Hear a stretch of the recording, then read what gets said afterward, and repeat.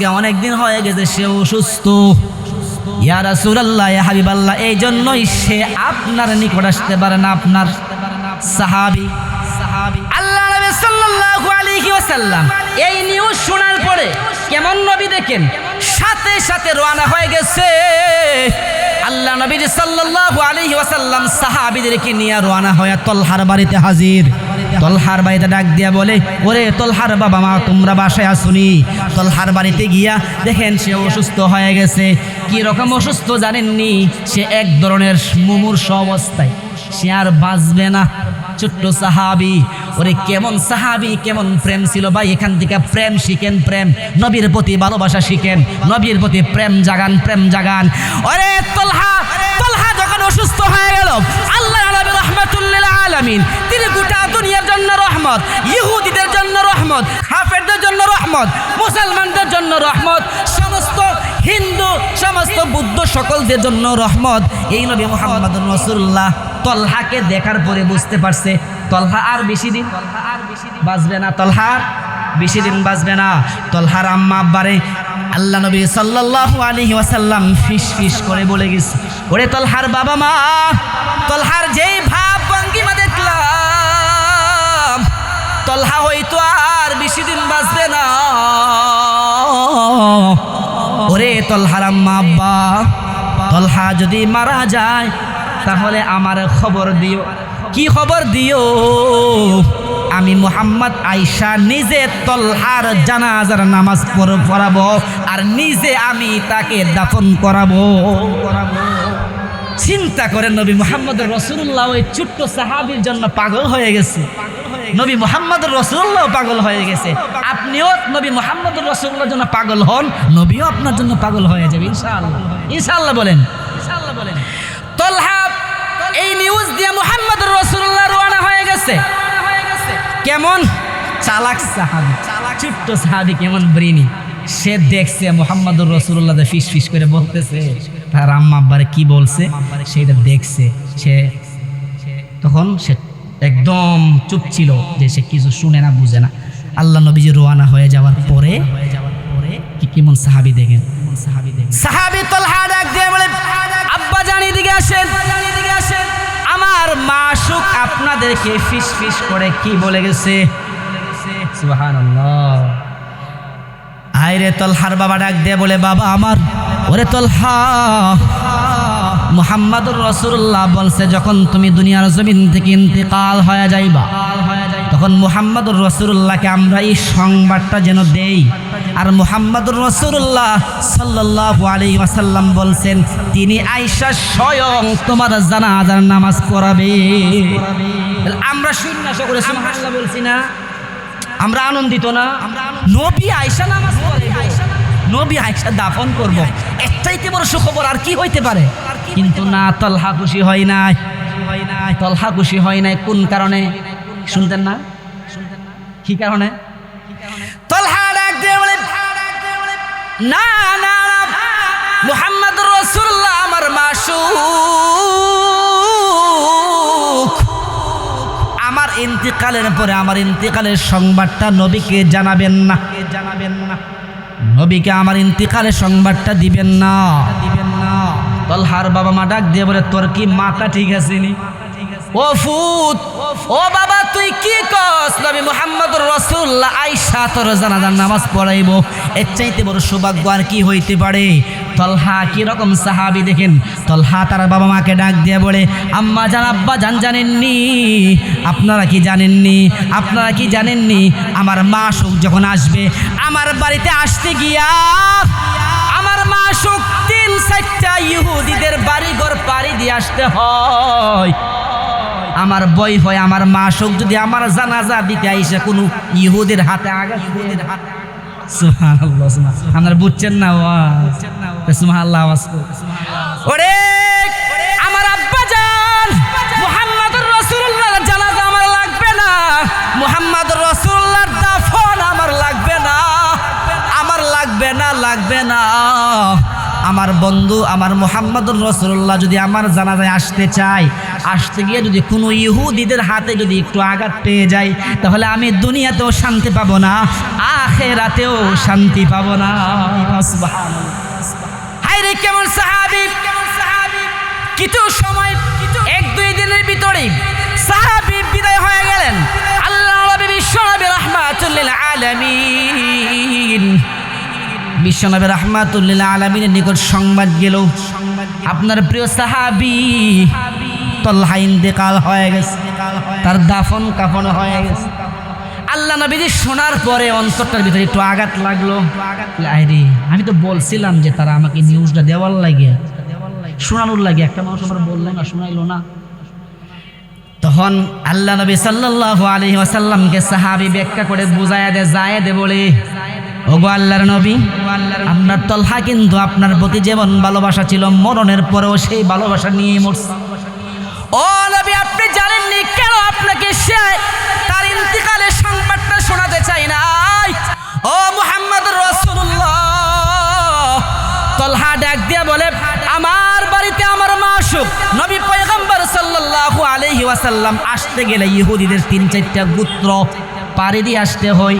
যদি সেখানে কোনো ইহুদিদের হাতে আমার নবী রক্তাক্ত হয়ে যায়, হাইরে যদি রক্তাক্ত হয়ে যায়, তাহলে আমার এই জানাজা নামাজও সফল হবে না, এই দাফনও সফল হবে না। আমি চাই না আমার জানাজা শরীক হইতে গিয়া আমার মাসুক কোনো ইহুদিদের হাতে রক্তাক্ত হোক। নবী শোনার পরে তালহার ভালোবাসা বুঝতে পারলেন।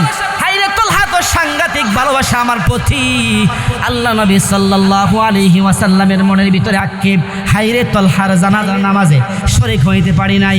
ইচ্ছা ছিল যে নিজেই ইমামতি করব, ইচ্ছা ছিল আমি নিজেই সব কিছু করব, কিন্তু যাই হোক আমার ছোট্ট সাহাবীর ভালোবাসা আমি বুঝতে পারলাম।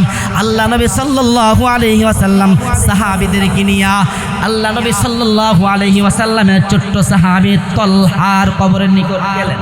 তালহার কবরের নিকট গিয়ে বলেন, হাত তুলে রব্বে কারীমের নিকট দোয়া করলেন, হে মালিক, আমার তালহার জন্য আমি তোমার বন্ধু মুহাম্মদ তোমার কাছে দোয়া করতেছি।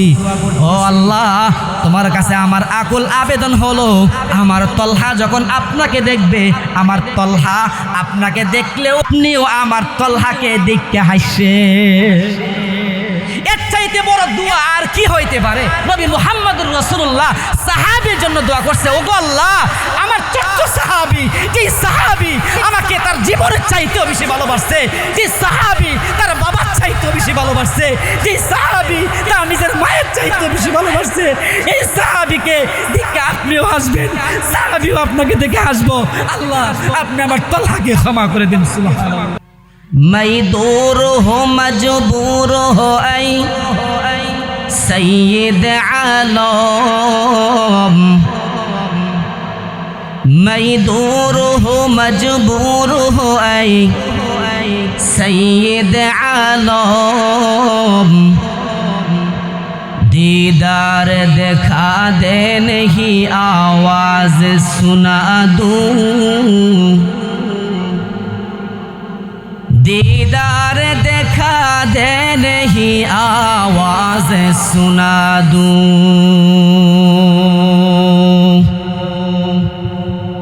मैं सूरत यूसुफ को नहीं चाहने वाला, मैं सूरत यूसुफ को नहीं चाहने वाला, मैं कायस के मानंद नहीं आशिक लैला, मैं कायस के मानंद नहीं आशिक लैला, मैं आशिक मौला हूँ मेरा इश्क दीवाना, मैं आशिक मौला हूँ मेरा इश्क दीवाना, ऐ जुमला जहां जिसके तजल्ली से उजाला, है जुमला जहां जिसके तजल्ली से उजाला। सूरज ने दिया अपनी शुआओं का ये पैगाम, सूरज ने दिया अपनी शुआओं का ये पैगाम। दुनिया है अजब चीज़, कभी सुबह कभी शाम। दुनिया है अजब चीज़, कभी सुबह कभी शाम। दुनिया में हो दुनिया का तलबगार नहीं हो, दुनिया में हो दुनिया का तलबगार नहीं हो। बाजार से गुजर हो खरीदार नहीं हो, बाजार से गुजर हो खरीदार नहीं हो। यहाँ हम सब मुसाफिर हैं,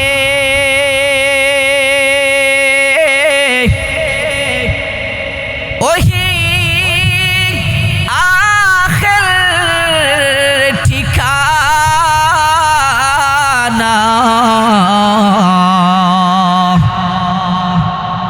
कोई आगे रवाना है, कोई पीछे रवाना। बलगल उला बिकमालिही कशफत दुजा बिजमालिही, हसनत जमीउ फिसालिही। আমি নবীজির পাগল, আমি মদিনার পাগল, আমি নবীজির পাগল, আমি মদিনার পাগল। মদিনার ধুলাবালি মোর, মদিনার ধুলাবালি মোর নয়নের কাজল। আমি নবীজির পাগল, আমি নবীজির পাগল। সকলে বলেন আমার সাথে, আমরা তো আসলেই নবীর পাগল না? তো নবীর পাগল যদি আসলে হয়ে থাকে তাহলে আওয়াজ কই? আমি নবীজির পাগল, আমি নবীজির পাগল, আমি নবীজির পাগল, আমি মদিনার পাগল। আমার মনে নবী নবী, দুই চোখে মদিনার ছবি। আমার মনে নবী নবী, দুই চোখে মদিনার ছবি। আমার মনে নবী নবী,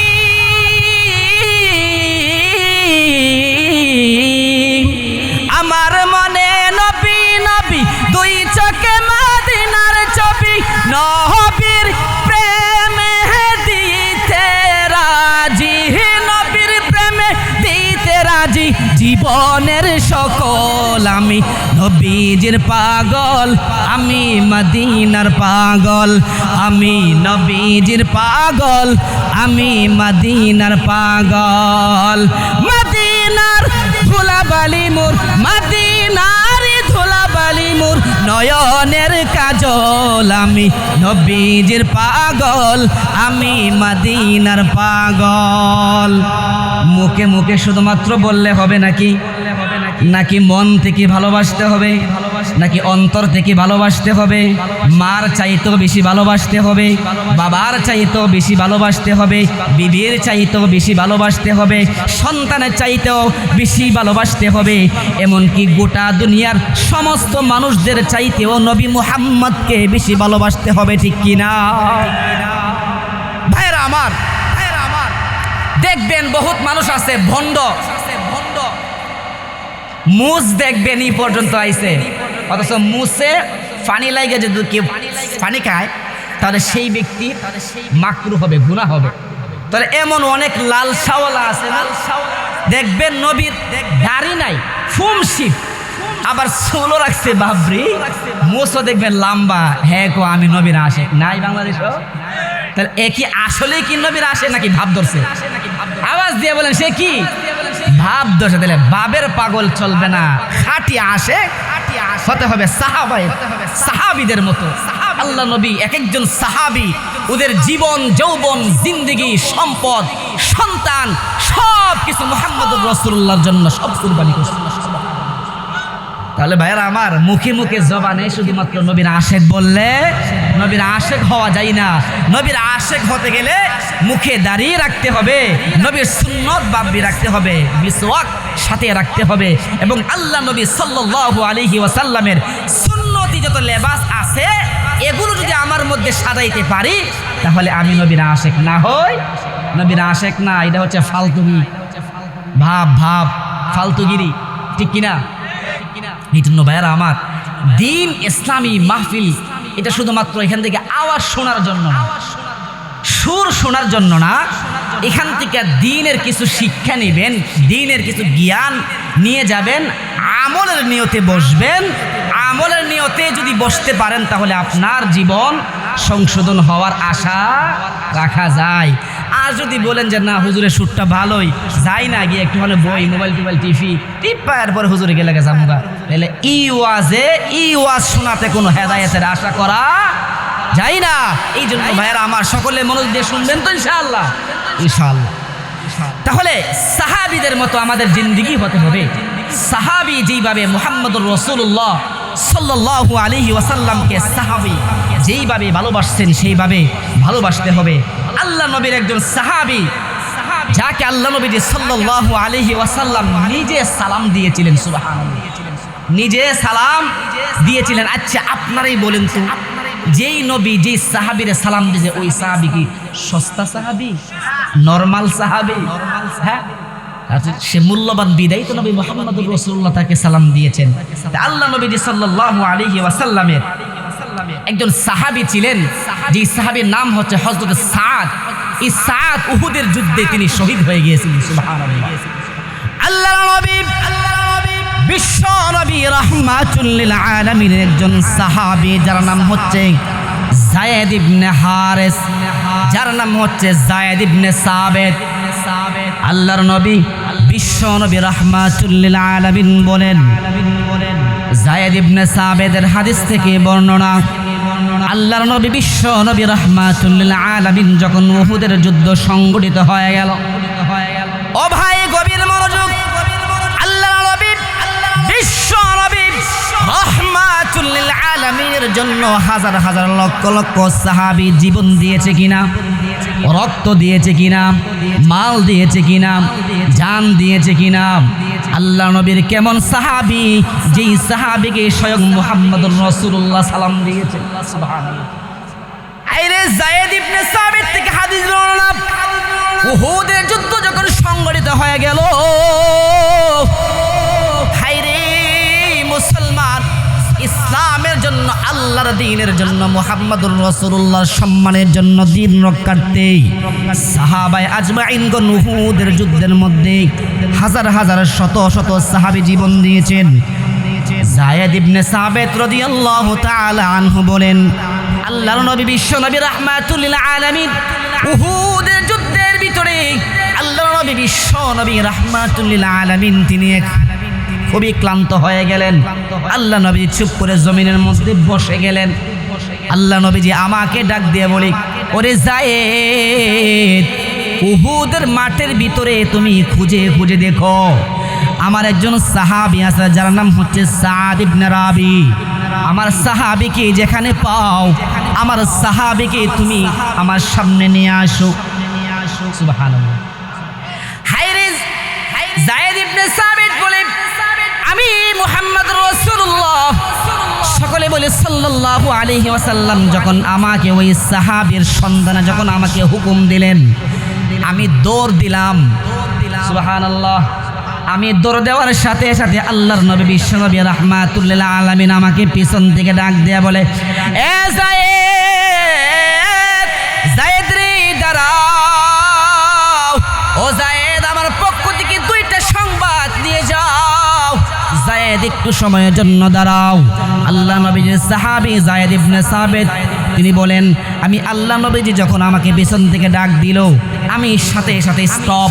আল্লাহ নবীজি সাল্লাল্লাহু আলাইহি ওয়াসাল্লাম ডাক দেয়া বলে, যায়েদ, সাদ ইবনে রাবিরে তুমি যেখানেই পাইবা, সর্বপ্রথম সাদ ইবনে রাবিকে যদি জীবন্ত অবস্থায় পাও, কি অবস্থায়?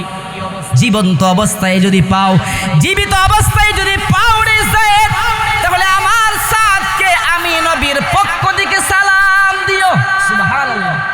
তাকে যেখানে যে অবস্থায় পাও, ও যায়েদ, আমার অত্যন্ত মহব্বতের সাদ রে আমার পক্ষ থেকে সালাম জানায় দিও। আল্লাহ নবীর সাহাবী যায়েদ আল্লাহ নবীর হুকুম পাইয়া আবার দৌড়। আল্লাহ নবীজি আবার ডাক দিয়ে বলে, ওরে যায়েদ দাঁড়াও, আরেকটা সংবাদ। যায়েদ সাথে সাথে স্টপ। ইয়া রাসূলুল্লাহ, ইয়া হাবিবাল্লাহ, গো আল্লাহর নবী, আরেকটা কি বলেন? আল্লাহ নবীজি সাল্লাল্লাহু আলাইহি ওয়াসাল্লাম বলে, যায়েদ রে, সাদ রে যেখানে যেই অবস্থায় পাইবা, সাদ রে যেই অবস্থায় তুমি তাকে দেখবা, সাদকে তুমি জিগাইবা তাকে ওই অবস্থায় তার কেমন লাগতেছে। বুঝছেন নি বিষয়টা? সাদ রে যে অবস্থায় পাইবা, বলবা যে আমি জিগাইছি তোমার ওই অবস্থাটা তোমার কাছে কেমন লাগতেছে। ওই দুইটা নিউজ নিয়া যায়েদ রাদিয়াল্লাহু আনহু দৌড়ায়া উহুদের যুদ্ধের ময়দানে ঘুরতেছে। হায়রে লাশের সমাগম! সাহাবায়ে কেরাম ইসলামের জন্য, নবী মুহাম্মদুর রাসূলুল্লাহর জন্য জীবন দিয়েছেন, রক্ত দিয়েছেন। পুরো উহুদের মাঠ রক্তাক্ত হয়ে গেছে। যায়েদ ঘুরতে ঘুরতে শুধুমাত্র সাহাবীদের লাশ আর লাশ। যায়েদ ঘুরতে ঘুরতে তিনি দেখলেন এক পর্যায়ে ওই যে উহুদের ময়দানে শেষ প্রান্তরে একটা ব্যক্তি শুয়ে আছে রক্তাক্ত অবস্থায়। ভাই সামনে যে বিষয়টা আসতেছে, সুবহানাল্লাহ, আওয়াজ বড় হতে হবে। সাদ কেমন সাহাবী ছিলেন, সাদের নিকট গেল। যায়েদ গিয়া সাদকে দেখার পর বলতেছে, হাল আনতা সাদ? এই ভাই, আপনি কি সাদ নাকি? আপনি কি? আপনি সাদ? হাল আনতা সাদ? আপনি কি সাদ? সাদ ডাক দেয়া বলে, হ্যাঁ নাম, আমি সাদ। হ্যাঁ আমি সাদ। হায়রে আল্লাহ নবীর সাহাবী যায়েদ ডাক দিয়ে বলে, আমি সাদকে দেখলাম। সাদ নবী মুহাম্মদুর রাসূলুল্লাহর জন্য, দ্বীন ইসলামের জন্য, আল্লাহ নবীর সুন্নতের জন্য, দ্বীন যেন, আল্লাহর দ্বীন যেন পৃথিবীর জমিনে যেন দ্বীন শক্তিশালী হয়, ওই দ্বীন ইসলামের জন্য সাদ রাদিয়াল্লাহু আনহু শরীরের ভিতরে আমি ৭০টা কিংবা ৭২টা তীরের আঘাত দেখলাম। সুবহানাল্লাহ। সাধারণ বিষয়, একটা মানুষের দেহের ভিতরে ৭০ কিংবা ৭২টা তীরের আঘাত, পুরোটা জমিন লাল রক্তাক্ত হয়ে গেছে। সাদের শরীর, সমস্ত সাদের শরীরের রক্ত, সারা জমিন রক্তাক্ত হয়ে গেছে। সাদের শরীরের ভিতরে আল্লাহ নবীর সাহাবী বলে, যায়েদ বলে, আমি সাদকে এই অবস্থায় দেখে আমি একদম আজীব হয়ে গেলাম। তার শরীরের ভিতরে ৭০ কিংবা ৭২টা তীরের আঘাত নিয়ে সাদ এখনো জিন্দা আছে। চিল্লায়া বলেন সুবহানাল্লাহ। কেমন সাদ! আল্লাহ নবীর সাহাবী যায়েদ ইবনে সাবিত বলে, আমি সাদকে দেখার সাথে সাথে বললাম, ইয়া সাদ। আল্লাহ নবী সাল্লাল্লাহু আলাইহি ওয়াসাল্লাম তোমার সন্ধানে স্বয়ং আমাকে পাঠাইছে। ও সাদ, তোমার জন্য বড় পুরস্কার নিয়ে আসছি রে সাদ। আল্লাহ নবী, আখির নবী, তুমি সাদকে নবীর পক্ষ থেকে সালাম জানাইছে। সুবহানাল্লাহ। হায়রে, আপনি কি ভাবছেন একটা মানুষের শরীরের ভিতরে যদি ৭০ কিংবা ৭০-এর বেশি তীরের আঘাত লাগে, এই মানুষটার অবস্থা কি? অবস্থা চিন্তা করেন। এমত অবস্থায় আল্লাহ নবীর সাহাবী যায়েদ রাদিয়াল্লাহু আনহু বলে, আমি যখন তাকে মুহাম্মদুর রাসূলুল্লাহর পক্ষ থেকে সালাম দিলাম, সালামটা শোনার সাথে সাথে আমার কাছে মনে হইল সাদ যেন পরিপূর্ণ সে সুস্থ হয়ে গেল। চিল্লায়া বলেন সুবহানাল্লাহ। আল্লাহ নবী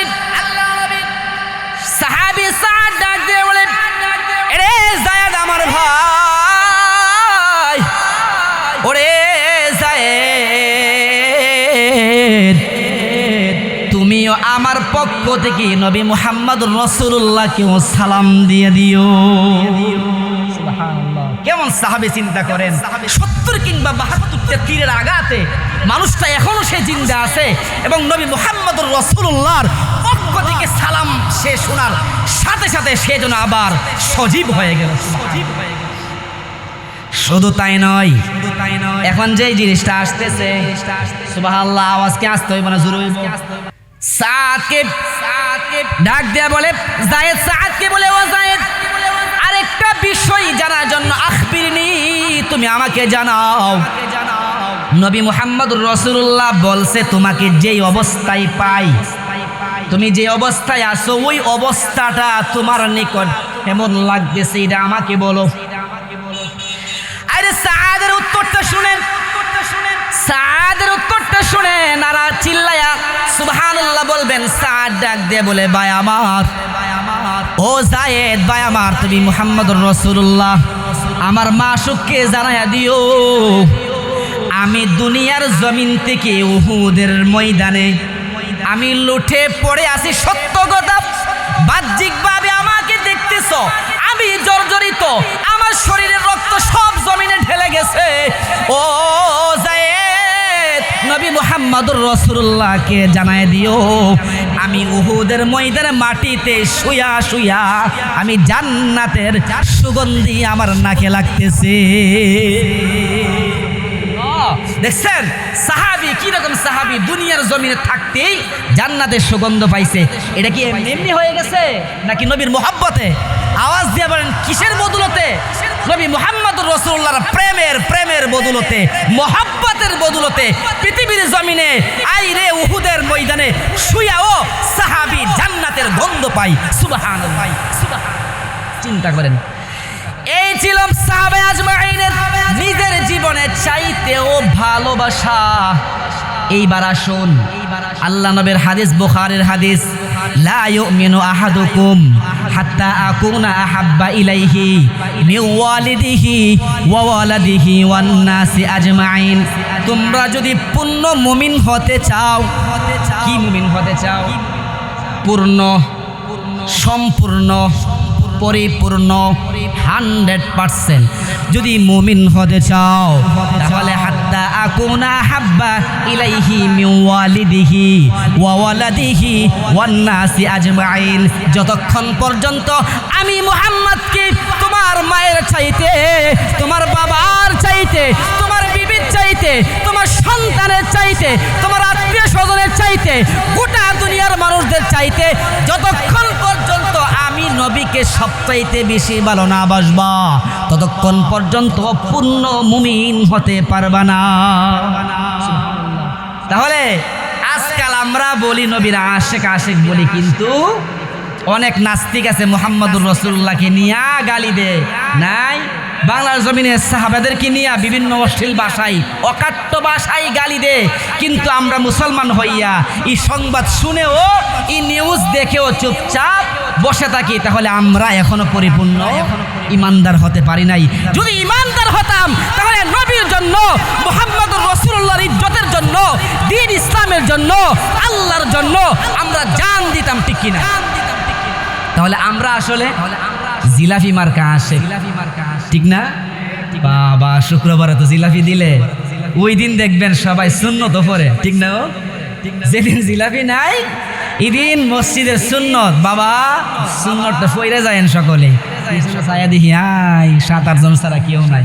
আর যেদিন বলে বাকি নামাজের পরে তবারক আছে, কি কি সুন্দর ভাষা দেখছেন, বাকি নামাজের পরে তবারক আছে, জিলাফি না, তবারক।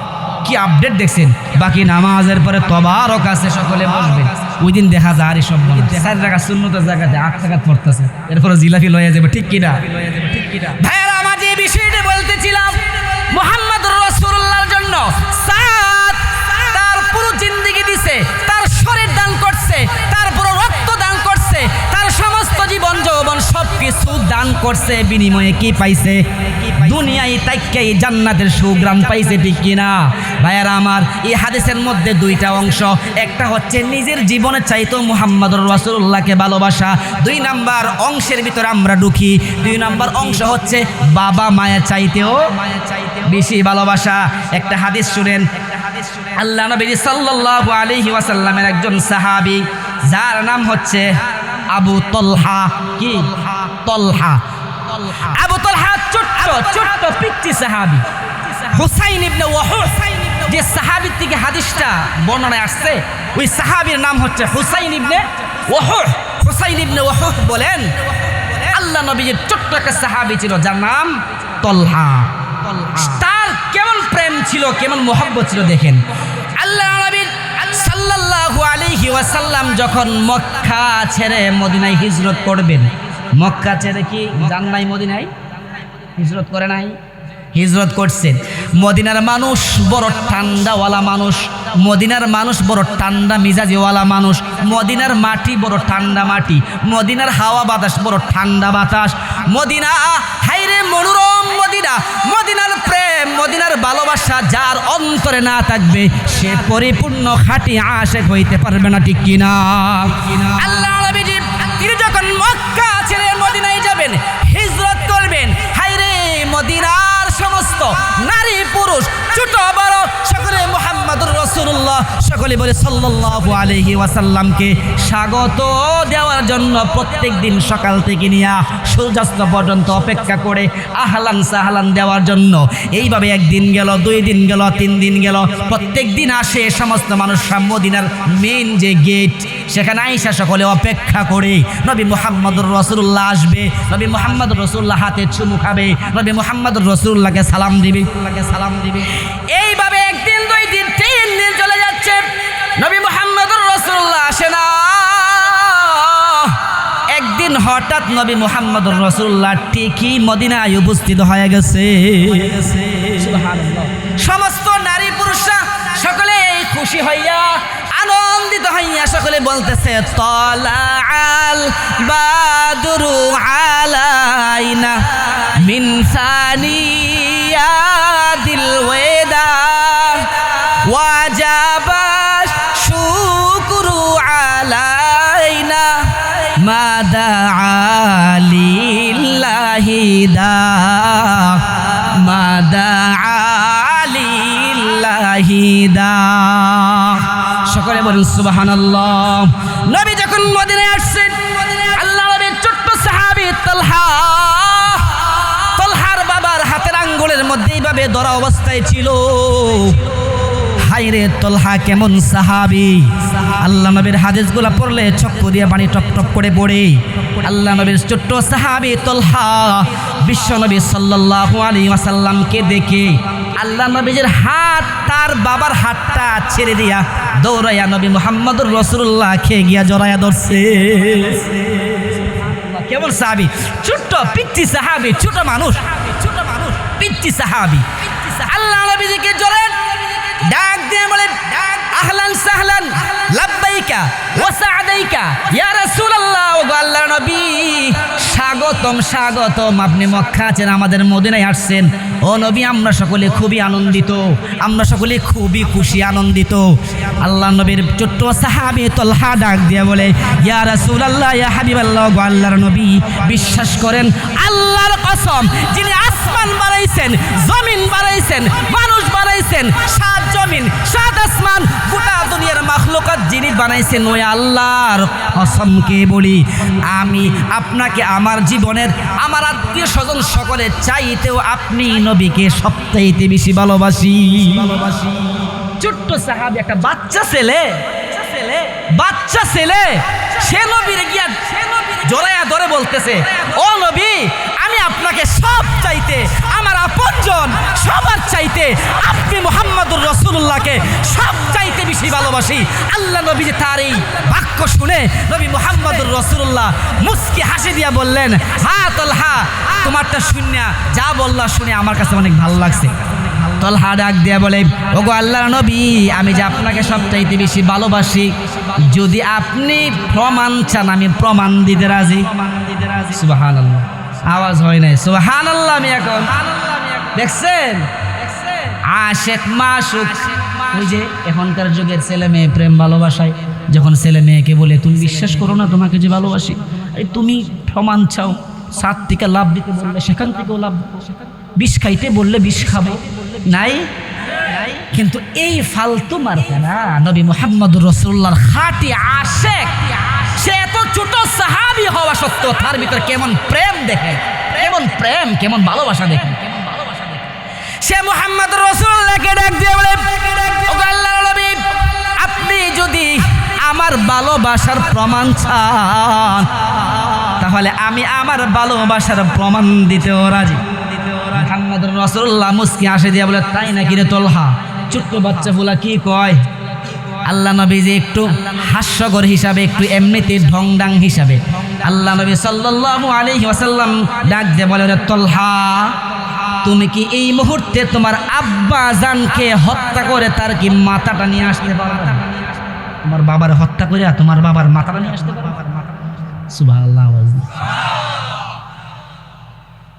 এই আওয়াজ দিয়ে মুসলমান বিজয়ী সামনে অতি শীঘ্রই আসতেছে বিশ্বযুদ্ধ, যার নাম হচ্ছে গজওয়াতুল হিন্দ। এই হিন্দুস্তানের সঙ্গে আমাদের মুসলমানদের সবচাইতে বড় একটা যুদ্ধ হবে। এই যুদ্ধের মধ্যে যারা অংশগ্রহণ করবে, যারা ওরাই পৃথিবীর জমিনে সফল হবে এবং তারা বিনা হিসাবে জান্নাতে যাবে। এই যুদ্ধ আসতেছে কিয়ামতের আগে, গজওয়াতুল হিন্দ। এই যুদ্ধের মধ্যে যারা বীর সাহসিকতার সহিত যারা রক্ত দিবে, যারা জীবন দিবে, যারা তাদের মাল দিবে, যারা তাদের সম্পদ দিবে, শ্রম দিবে, আল্লাহ নবীর বুখারীর হাদিস, গজওয়াতুল হিন্দ জিতলেও তুমি সাকসেস, শহীদ হইলেও তুমি সাকসেস। তুমি যদি শহীদ নাও হও এত তুমি জান্নাতি, শহীদ হইলে বিনা হিসাবে জান্নাতে। তাহলে এই যুদ্ধ আসলে সকলে যাবেন তো ইনশাআল্লাহ, নাকি তখন আঙ্গুল ছুঁইবেন? এই যুদ্ধে যারা অংশগ্রহণ না করবে, আল্লাহ নবীর ভবিষ্যৎবাণী, ফি নারি জাহান্নাম, তারা কোথায় যাবে? জাহান্নামে যাবে। আর এই যুদ্ধের মধ্যে যারা অংশগ্রহণ করবে, যারা তারাই সফল, দুনিয়াতেও সফল, আখিরাতেও সফল। ভাইরা, আমার যে বিষয়টা বলতেছিলাম, তোলহাকে ডাক দিয়ে বলে, আরে তোলহা, তুমি কি পারবানি ভালোবাসার প্রমাণ হিসাবে তোমার বাবার মাথাটা নিয়ে আসতে? তোলহা আল্লাহ নবীজি সাল্লাল্লাহু আলাইহি ওয়াসাল্লামকে ডাক দিয়ে বলে, ওগো আল্লাহর নবী, যেহেতু আপনি আমাকে অর্ডার দিয়েছেন, আর যেহেতু দুনিয়ার সবচাইতে বেশি ভালোবাসি আপনাকে, তাহলে আমি এই মুহূর্তে আমার আব্বার মাথাটা হত্যা করে নিয়ে আসতে। সুবহানাল্লাহ, চিল্লা বলেন সুবহানাল্লাহ। আইরে তোলহা ধর মারলো বাবার মাথা নিয়ে আনার জন্য। ছোট্ট সাহাবী, কি আজীব ব্যাপার! ছোট্ট সাহাবী বাবাকে হত্যা করে মাথা নিয়ে আসার জন্য দৌড় মারল। আল্লাহ নবীজি মুস্কি হাসি দিয়ে ডাক দিয়ে বলে, তোলহা দাঁড়া দাঁড়া, তোর বাবার মাথা আনার জন্য আসলে আমি অন্তর থেকে চাই নাই, আমি তোর ভালোবাসার প্রমাণ দেখতে চাইছিলাম রে তোলহা। ও তোলহা, তোর ভালোবাসায় তুই সফল হয়ে গেলি, তোর ভালোবাসা খাঁটি, তোর ভালোবাসার প্রমাণ হয়ে গেল। ওরে তোলহা, আল্লাহকে সাক্ষী রেখে, সাহাবীদেরকে সাক্ষী রেখে, ফেরেশতা সকলকে সাক্ষী রেখে আমি মুহাম্মদুর রাসূলুল্লাহ তোকে ওয়াদা দিলাম, তুই যেমন আমাকে ভালোবাসোস, আমি মুহাম্মদুর রাসূলুল্লাহ তোকে ভালোবাসি। চিন্তা করছেন, ছোট্ট সাহাবী, বাচ্চা সাহাবী, আল্লাহ নবীজি অর্ডার দিছে বাবার মাথা নিয়ে আসো, সে দৌড়। ওই সাহাবীর প্রতি মুহাম্মদুর রাসূলুল্লাহর কেমন প্রেম ছিল! হায়রে, দীর্ঘদিন হয়ে গেল তোলহা মুহাম্মদুর রাসূলুল্লাহর নিকট আর আসতেছে না। মুহাম্মদুর রাসূলুল্লাহর নিকট আর অনেক দিন হয়ে গেল আসতেছে না। আল্লাহ নবী সাল্লাল্লাহু আলাইহি ওয়াসাল্লাম সাহাবীদেরকে জিজ্ঞেস করেন, ওরে সাহাবীরা, আমার ছোট্ট সাহাবী, মহব্বতের ভালোবাসার সাহাবী তোলহা কোথায়? অনেক দিন হয়ে গেল। আমি আমার নবী শুধু বলে, এটা বলে নাই যে শুধু তোলহা কোথায়, নবী বলছে আমার তোলহা কোথায়। সুবহানাল্লাহ বলেন। নবী বলে, আমার তোলহা কোথায় রে? অনেক দিন হয়ে গেল আমার তোলহাকে দেখি না। আল্লাহ নবীকে সাহাবে কেরাম বলেন, ইয়া রাসূলুল্লাহ, ইয়া হাবিবাল্লাহ, ওগো আল্লাহর নবী, আপনার মোহাব্বতের তলহা আজকে অনেক দিন হয়ে গেছে সে অসুস্থ। ইয়া রাসূলুল্লাহ, ইয়া হাবিবাল্লাহ, এই জন্যই সে আপনার নিকট আসতে পারে না। আপনার সাহাবী আল্লাহ নবী সাল্লাল্লাহু আলাইহি ওয়াসাল্লাম এই নিউজ শোনার পরে কেমন নবী দেখেন, সাথে সাথে রওনা হয়ে গেছে। আল্লাহ নবী সাল্লাল্লাহু আলাইহি ওয়াসাল্লাম সাহাবীদেরকে নিয়ে রওনা হয়ে তলহার বাড়িতে হাজির। তলহার বাড়িতে ডাক দিয়া বলে, ওরে তলহার বাবা মা, তোমরা বাসায় আসুনি? তলহার বাড়িতে গিয়া দেখেন সে অসুস্থ হয়ে গেছে। কি রকম অসুস্থ জানেননি? সে এক ধরনের মুমূর্ষ অবস্থায়, সে আর বাঁচবে না। ছোট্ট সাহাবী, ওরে কেমন সাহাবী, কেমন প্রেম ছিল ভাই। এখান থেকে প্রেম শিখেন, প্রেম, নবীর প্রতি ভালোবাসা শিখেন, নবীর প্রতি প্রেম জাগান, প্রেম জাগান। ওরে তলহা যখন অসুস্থ হয়ে গেল, আল্লাহ নবী রাহমাতুল লিল আলামিন, তিনি গোটা দুনিয়ার জন্য রহমত, ইহুদিদের জন্য রহমত, কাফেরদের জন্য রহমত, মুসলমানদের জন্য রহমত, সমস্ত হিন্দু, সমস্ত বুদ্ধ সকলদের জন্য রহমত। এই নবী মুহাম্মদুর রাসূলুল্লাহ তলহাকে দেখার পরে বুঝতে পারছে তলহা আর বেশি দিন বাঁচবে না, তলহার বেশি দিন বাঁচবে না। তলহার আম্মা আব্বারে আল্লাহ নবী সাল্লাল্লাহু আলাইহি ওয়াসাল্লাম ফিস করে বলে গেছে, ওরে তলহার বাবা মা, তলহার যেই ভাব ভঙ্গিমা দেখলাম, তলহা হয়তো আর বেশি দিন বাঁচবে না। ওরে তলহার আম্মা আব্বা, তলহা যদি মারা যায় তাহলে আমার খবর দিও। কি খবর দিও? আমি মুহাম্মদ আয়েশা নিজে তলহার জানাজার নামাজ পড়াবো আর নিজে আমি তাকে দাফন করাবো। চিন্তা করেন, নবী মুহাম্মদুর রাসূলুল্লাহ ওই ছোট্ট সাহাবীর জন্য পাগল হয়ে গেছে। নবী মুহাম্মদুর রাসূলুল্লাহ পাগল হয়ে গেছে। আপনিও নবী মুহাম্মদুর রাসূলুল্লাহর জন্য পাগল হন, নবীও আপনার জন্য পাগল হয়ে যাবে ইনশাআল্লাহ। ইনশাআল্লাহ বলেন, ইনশাআল্লাহ বলেন। তলহা এই নিউজ দিয়ে মুহাম্মদুর রাসূলুল্লাহ রওনা হয়ে গেছে। কেমন চালাক সাহাবী, ছোট্ট সাহাবী, কেমন ব্রেনি। সে দেখছে মুহাম্মদুর রাসূলুল্লাহ ফিস করে বলতেছে, তার আম্মা আব্বারে কি বলছে সেটা দেখছে। সে তখন সে একদম চুপ ছিল, যে সে কিছু শুনে না, বুঝে না। আল্লাহ নবীজি রওনা হয়ে যাওয়ার পরে কি কেমন সাহাবী দেখেন। সাহাবী তলহা ডাক দিয়ে বলে, আব্বা জান এদিকে আসেন, আমার মাসুক আপনাদেরকে ফিস করে কি বলে গেছে। সুবহানাল্লাহ।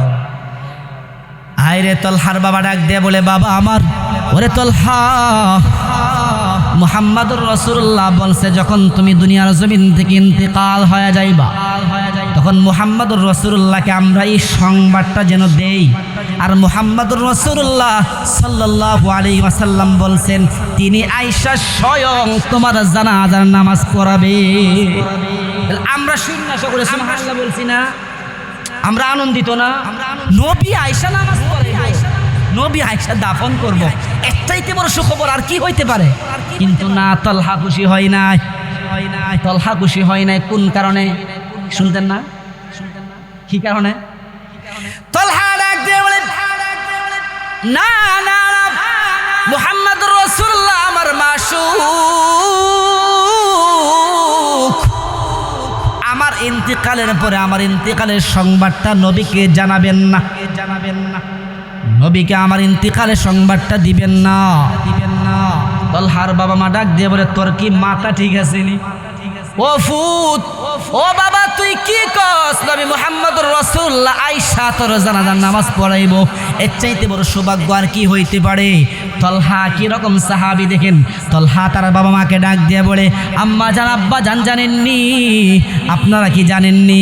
আপনারা কি জানেননি আমার মাসুক যখন আসবে, আমার বাড়িতে আসতে গিয়া আমার মাসুক 3-4টা ইহুদিদের বাড়িঘর পাড়ি দিয়ে আসতে হয়। আমার বই হয়, আমার মাসুক যদি আমার জানাজা দিতে আইসা কোনো ইহুদের হাতে আঘাত, ইহুদের হাতে। সুবহানাল্লাহ, সুবহানাল্লাহ। আপনারা বুঝছেন না? সুবহানাল্লাহ আওয়াজ করে। ওরে আমার আব্বা জান, মুহাম্মদুর রাসূলুল্লাহর জানাজা আমার লাগবে না, মুহাম্মদুর রাসূলুল্লাহর দাফন আমার লাগবে না, আমার লাগবে না, লাগবে না। আমার বন্ধু আমার মুহাম্মদুর রাসূলুল্লাহ যদি আমার জানাজায় আসতে চায়, আসতে গিয়ে যদি কোনো ইহুদিদের হাতে যদি একটু আঘাত পেয়ে যায়, তাহলে আমি দুনিয়াতেও শান্তি পাবো না, আখিরাতেও শান্তি পাবো না। সুবহানাল্লাহ। হায়রে কেমন সাহাবী! কিছু সময় 1-2 দিনের ভিতরে সাহাবী বিদায় হয়ে গেলেন। আল্লাহ নবী বিশ্বনবী রাহমাতুল লিল আলামিন, বিশ্বনবী রাহমাতুল লিল আলামিনের নিকট সংবাদ গেল, আপনার প্রিয় সাহাবী তালহা ইন্তেকাল হয়ে গেছে, তার দাফন কাফন হয়ে গেছে। আল্লাহ নবীজি শোনার পরে অন্তরটার ভিতরে একটু আঘাত লাগলো। আরে আমি তো বলছিলাম যে তারা আমাকে নিউজটা দেওয়ার লাগে, শোনানোর লাগে, একটা মানুষ আমার বললেন না, শোনাইলো না। তখন আল্লাহ নবী সাল্লাল্লাহু আলাইহি ওয়াসাল্লামকে সাহাবী ব্যাখ্যা করে বুঝায়া দেয়, জায়েদে বলে, ওগো আল্লাহর নবী, আপনার তালহা কিন্তু আপনার প্রতি যেমন ভালোবাসা ছিল, মরণের পরেও সেই ভালোবাসা নিয়ে মরছে। ও নবী, আপনি জানেননি কেন আপনাকে সে তার ইন্তিকালের সংবাদটা শোনাতে চাই নাই? ও মুহাম্মদুর রাসূলুল্লাহ। তালহা ডাক দিয়া বলে, আমার বাড়িতে আমার মাসুক নবী পয়গম্বর সাল্লাল্লাহু আলাইহি ওয়াসাল্লাম আসতে গেলে ইহুদিদের 3-4টা গোত্র পাড়ি দিয়ে আসতে হয়। যদি সেখানে কোনো ইহুদিদের হাতে আমার নবী রক্তাক্ত হয়, হাইরে যদি রক্তাক্ত হয়ে যায়, তাহলে আমার এই জানাজা নামাজও সফল হবে না, এই দাফনও সফল হবে না। আমি চাই না আমার জানাজা শরীক হইতে গিয়া আমার মাসুক কোনো ইহুদিদের হাতে রক্তাক্ত হোক। নবী শোনার পরে তালহার ভালোবাসা বুঝতে পারলেন। হাইরে তালহা তো সাংঘাতিক ভালোবাসা আমার প্রতি। আল্লাহ নবী সাল্লাল্লাহু আলাইহি ওয়াসাল্লামের মনের ভিতরে আক্ষেপ, হাইরে তালহার জানাজার নামাজে শরীক হইতে পারি নাই। ইচ্ছা ছিল যে নিজেই ইমামতি করব, ইচ্ছা ছিল আমি নিজেই সব কিছু করব, কিন্তু যাই হোক আমার ছোট্ট সাহাবীর ভালোবাসা আমি বুঝতে পারলাম। আল্লাহ নবী সাল্লাল্লাহু আলাইহি ওয়াসাল্লাম সাহাবীদেরকে নিয়া আল্লাহ নবী সাল্লাল্লাহু আলাইহি ওয়াসাল্লামের ছোট্ট সাহাবী তালহার কবরের নিকট গেলেন। তালহার কবরের নিকট গিয়া বলেন, হাত তুললেন, হাত তুলে রব্বে কারীমের নিকট দোয়া করলেন, হে মালিক, আমার তালহার জন্য আমি তোমার বন্ধু মুহাম্মদ তোমার কাছে দোয়া করতেছি।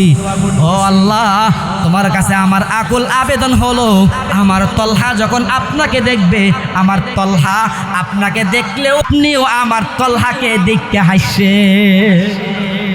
এর চাইতে বড় দোয়া আর কি হইতে পারে? নবী মুহাম্মদুর রাসূলুল্লাহ সাহাবীর জন্য দোয়া করছে, ওগো আল্লাহ, আমার ছোট্ট সাহাবী, যে সাহাবী আমাকে তার জীবনের চাইতেও বেশি ভালোবাসছে, যে সাহাবী তার বাবার চাইতেও বেশি ভালোবাসছে, যে সাহাবী তার নিজের মায়ের চাইতেও বেশি ভালোবাসছে, এই সাহাবীকে দেখে আপনিও হাসবেন, সাহাবীও আপনাকে দেখে হাসবো। আল্লাহ, আপনি আমার তালহাকে ক্ষমা করে দিন। সুবহানাল্লাহ।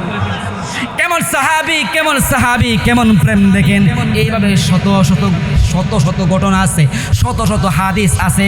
আল্লাহ নবীর জন্য জীবন দিয়েছেন, আল্লাহ নবীর জন্য সব দিয়েছেন। আরেকজন সাহাবীর ছোট্ট একটা হাদিস বলি, কেমন প্রেম ছিলেন। সকলেই জানেন একজন শয়তান লিডার ছিল, যার নাম হচ্ছে আব্দুল্লাহ ইবনে উবাই ইবনে সুলুল। সে হচ্ছে ইহুদিদের লিডার। সে কি? ইহুদিদের লিডার ছিল।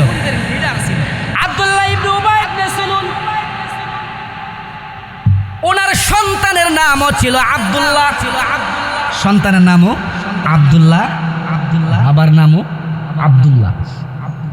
কিন্তু দুই আব্দুল্লাহ তো আর এক না। সন্তান হচ্ছে সাহাবী আর বাপ হচ্ছে ইহুদিদের শয়তান লিডার, যার নাম হচ্ছে উবাই, আব্দুল্লাহ ইবনে উবাই ইবনে সুলুল, যাকে পুরা বিশ্বের মধ্যে সকলে শয়তান হিসাবে ছিল। আল্লাহ নবী সাহাবীদেরকে নিয়ে দল নিয়ে রওনা হয়ে গেলেন দ্বীনের দাওয়াত দেওয়ার জন্য। আল্লাহ নবী সাল্লাল্লাহু আলাইহি ওয়াসাল্লামের সাহাবী আবু হুরায়রা থেকে এই হাদিস বর্ণনা, বুখারীর হাদিস। আল্লাহ নবীর প্রিয় সাহাবী, যেই সাহাবী সবচেয়ে বেশি হাদিস লিখছেন, তার নাম হচ্ছে আবু হুরায়রা। আবু হুরায়রা থেকে হাদিস আসছে, আল্লাহ নবী বিশ্ব নবী রাহমাতুল লিল আলামিন যখন একটা দল নিয়ে রওনা হয়ে গেলেন, সামনে রাস্তা একটা গাছের নিচে আব্দুল্লাহ ইবনে উবাই ইবনে সুলুল তিনি সেখানে বসা অবস্থায় ছিলেন। আল্লাহ নবী যে হাঁটতেছেন, একটা দল কিন্তু হাঁটতে গেলে সামান্য কিছু ধুলাবালু উড়ে না, একটা রাস্তা দিয়ে 7 জন 8 জন হাঁটলে কি দুলাবারও হালকা উঠে না? আব্দুল্লাহ ইবনে উবাই ইবনে সুলুল মুহাম্মদুর রাসূলুল্লাহ যখন তার সামনে দিয়ে হাঁটতে যায়, সে মুহাম্মদুর রাসূলুল্লাহকে অপমান হিসাবে সে বলে, ছি ছি ছি ছি, আব্দুল্লাহ ইবনে মুহাম্মদের ছেলের পায়ের দুলা আমার শরীরে, ছি ছি ছি ছি, নাউজুবিল্লাহ। সে অপমান করছে অকাট্য ভাষায়, আমার প্রিয় নবী, আমার প্রিয় হাবিব মুহাম্মদুর রাসূলুল্লাহ, দুনিয়ার সর্দার, আখিরাতের সর্দার, দুনিয়ার বাদশা, আখিরাতের বাদশা, রাহমাতুল লিল আলামিনকে অপমান হিসাবে সে বলে, ছি ছি ছি, তার পায়ের শরীরের দুলা আমার শরীরে, ছি ছি ছি, নাউজুবিল্লাহ। এই দলের ভিতরেও তার সন্তান ছিল যার নাম আব্দুল্লাহ। বলছিলাম না বলে, বাবার নাম আব্দুল্লাহ, সন্তানের নাম আব্দুল্লাহ। মুহাম্মদুর রাসূলুল্লাহর যে দল ছিল, ওই দলের ভিতরে উবাই ইবনে সুলুলের ছেলেও ছিল যার নাম আব্দুল্লাহ। কেমন সাহাবী, সাহাবী ডাক দিয়ে বলে, ইয়া রাসূলুল্লাহ, ইয়া হাবিবাল্লাহ, ওগো আল্লাহর নবী, ও বিশ্ব নবী, আমার মাসুক, আমার বাবা আপনাকে এতগুলা মানুষের সামনে অকাট্য ভাষায় বেয়াদবি করছে। নাউজুবিল্লাহ। আমার বাবার এত বড় দুঃসাহস, আপনি আমাকে অর্ডার দেন, আমি মুহূর্তের ভিতরে আমার বাবার মাথাটা হত্যা করে আপনার সামনে উপস্থিত। কেমন সাহাবী দেখেন। ও রাসূলুল্লাহ, আপনি আমাকে শুধুমাত্র অর্ডার দেন, মাত্র অর্ডার দেন, আমি মুহূর্তের ভিতরে আমার বাবাকে হত্যা করে আমার বাবার মাথাটা আপনার পায়ের সামনে উপস্থিত করব। এই সমস্ত আলোচনা বাপ শুনতেছিনি, বাপ তো আশপাশেই আছে, বাবা তো পাশেই, তো বাপে শুনতেছে। কেমন সাহাবী দেখেন, যে সাহাবী বলে, হে আল্লাহ রাসূল, যদিও আমার বাবা, কিন্তু আপনার ভালোবাসা আমার বাবার চাইতেও 1000 গুণে বেশি। সুতরাং যেই বাবা আপনাকে নিয়ে অকাট্য ভাষায় যেই বাবা বলছে, যেই বাবা আপনাকে ছোট করার জন্যে, যেই বাবা এমন তুচ্ছ-তাচ্ছিল্য ব্যবহার করছে, সেই বাবার জন্য আমি পৃথিবীর জমিনে সেই বাবাকে আমি রাখতে চাই। আমি পৃথিবীর জমিনে মুহূর্তের ভিতরে আমি আমার আব্বাকে হত্যা করে আমার বাবার মাথাটা আপনার সামনে নিয়ে আসবো। চিন্তা করেন কিরকম সাহাবী, চিন্তা করেন কিরকম সাহাবী। নবীর প্রেম, নবীর ভালোবাসার জন্য বাবাকে হত্যা করতে রাজি, ভাই ছাড়তে রাজি, বোন ছাড়তে রাজি, বংশ সব ছাড়তে রাজি, আত্মীয় স্বজন সব ছাড়তে রাজি। এই জন্য আল্লাহ বলেন, কুল ইন কুনতুম তুহিব্বুনাল্লাহা ফাত্তাবিউনি ইউহিব্বুকুমুল্লাহ ওয়া ইয়াগফির লাকুম যুনুবাকুম ওয়াল্লাহু গফুরুর রহিম। আল্লাহ রাব্বুল আলামিন গোটা দুনিয়ার মানুষদের জন্য কোরআনের ভিতরে আল্লাহ বলেন, ইন কুনতুম তুহিব্বুনাল্লাহ, ওরে গোটা দুনিয়ার আমার বান্দারা, যদি আমি আল্লাহকে ভালোবাসতে চাও, কি চাও?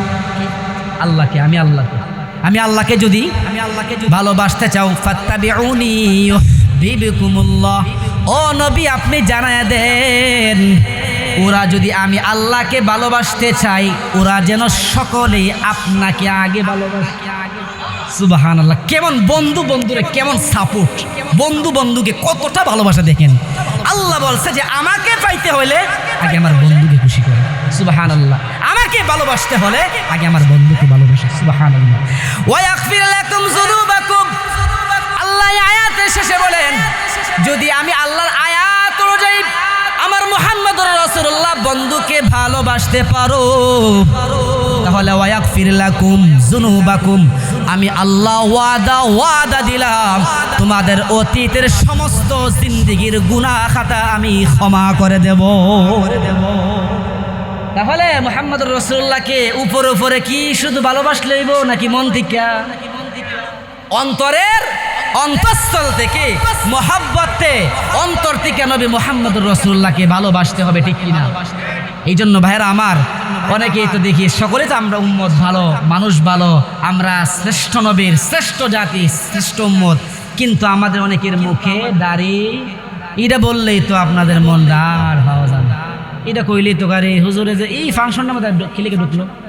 আর সুদ ঘুষের বিষয়ে তো আইতে গেলে বুঝছি ওনার চাকরি আগামী মাসই শেষ, ঠিক না? ও কি ওমা, সুদ ঘুষের বিষয়ে তো ঢুকাই যায় না, চোখ লাল করে তাকায়, বুঝছি তাইনজুদ্দিন আসিন মোহাম্মদ উদ্দিন শেষ, আগামী মাসেই বিদায় না?